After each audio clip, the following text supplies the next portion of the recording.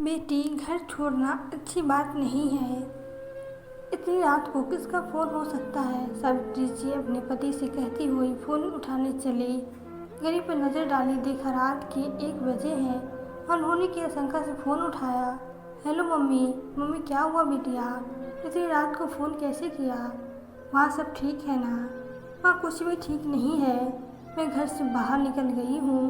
पापा को भेजो, मुझे यहाँ से ले जाए। मैं एक पल भी यहाँ नहीं रहूँगी। अच्छा भेजती हूँ। इतनी रात को घर से कोई निकलता है क्या भला? मम्मी, हलवाई की दुकान के पास हूँ। और सिमी बिटिया ने फ़ोन काट दिया। सब सावित्री जी ने जल्दी पति दिवाकर जी को पूरी बात बताई। दिवाकर जी ने गाड़ी की चाबी उठाते हुए कहा, पागल है क्या ये सिमी? इतनी रात घर से निकल गई, कुछ ऊंच नीच हो गई तो कौन जिम्मेदारी लेगा? सावित्री जी अपनी बेटी का गुस्सा और जिससे भली भांति परिचित थी। घर से निकलने की आदत उसकी नई भी नहीं थी।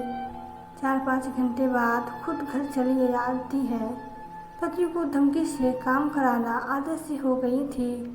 आज रात को पहली बार निकली है। सावित्री जी ने पति को भेज सिमी के पति साहिल को फ़ोन लगाया। बेटा, आज फिर कुछ हुआ है क्या? मम्मी जी नमस्ते। आज उसे अपने घर ले जाए और फिर वापस ना भेजे।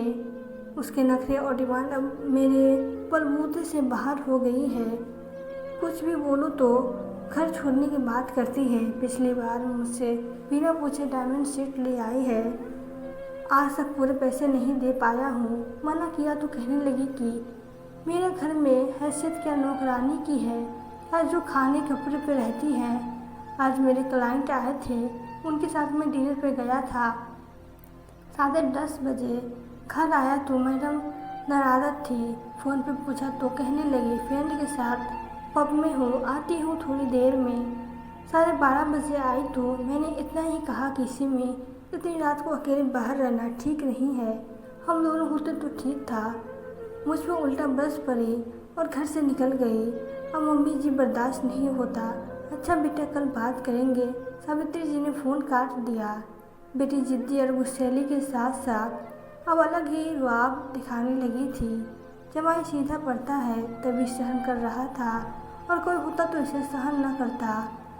दिवाकर जी बेटी को ले आए। रास्ते में उन्होंने एक बात भी नहीं की।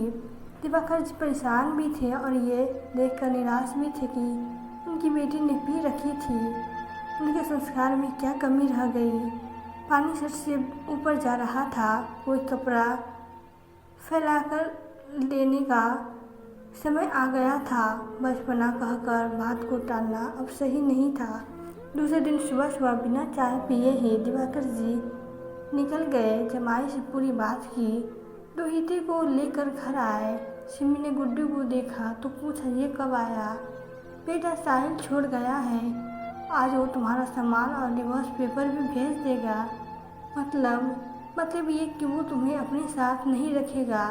गुड्डू का खर्चा वो देगा, पर तुम्हें वो आज़ाद कर रहा है। अच्छा है बेटा, तुम अब अपनी ज़िंदगी अपनी शर्तों पे जीना। आज मैं भी ब्रोकर से बात कर तुम्हें एक कमरे का फ्लैट भाड़े में दिला देता हूँ। साथ ही तुम अपनी नौकरी की तलाश आज से ही शुरू करो। तुम्हें और तुम्हारे भाई दोनों को मैंने इतना पढ़ाया है कि तुम दोनों किसी पर आश्रित नहीं रहो। भाई तो सेटल है, अब तुम भी सेटल हो जाओ। पापा, मैं यहाँ आपके पास ही रह लूँगी। बेटा, रह लेती, ये घर भी तुम्हारा ही है। पर बेटा, मैंने और तुम्हारी मम्मी शुरू से नियत और कायदे से रहे हैं। इस घर में तुम एडजस्ट नहीं कर पाओगी। तुम आज़ादी पसंद करती हो तो यहाँ रहकर तुम्हें नहीं हो पाएगा। सिमी को सितारे नजर आने लगे, लेकिन डाइवोर्स के पेपर देख असली झटका लगा। पूरी सिट्टी पिट्टी गुम हो गई। खुद को कमरे में बंद कर लिया। शाम को पापा दिवाकर जी ने दरवाज़ा बजाया। बेटा, तुम्हारा सामान आ गया है, देख लो। पापा ने पीजी में दूसरे दिन ही सिमी को भेज दिया। कहा, जब तक नौकरी न लगे पीजी में रहो, तब तक हम फ्लैट देखते हैं। गुड्डू नानी के पास खुश है। सिमी रोज़ साहिल को फ़ोन करती, पर साहिल ने फ़ोन नहीं उठाया। सिमी सारे घर में 20 दिनों में बह गई। सिमी को 20,000 की एक जॉब भी दिवाकर जी ने दोस्त के यहाँ लगवा दी। सिमी फ्लैट देख लेता हूँ, अब 5,000 में एक कमरा मिल रहा है। पापा मैं पीजी में ही ठीक हूँ। 5 महीने में सिमी पूरी बदल गई थी। सावित्री जी बेटी से कहा, बेटी तुमने अपना क्या हाल बना लिया है। मम्मी मेरे कर्मों का फल है, मैंने साहिल का कभी ध्यान नहीं रखा, जबकि वो पूरा ध्यान रखता था। मेरा सुबह का भूला शाम को घर लौट आए तो भूला नहीं कहते। साहिल से मिल को माफ़ी मांग लो। किस मुंह से माफ़ी मांगो और किस चीज़ की माफ़ी मांगो। पापा जी का जन्मदिन था। रेस्टोरेंट में मम्मी पापा ने बेटी जमाई को आमने सामने खड़ा कर दिया। सिमी कुछ बोल न पाई पर आंसू ने सब बयान कर दिया। सिमी अब घर लौट आई है, नौकरी और घर दोनों संभाल रही है।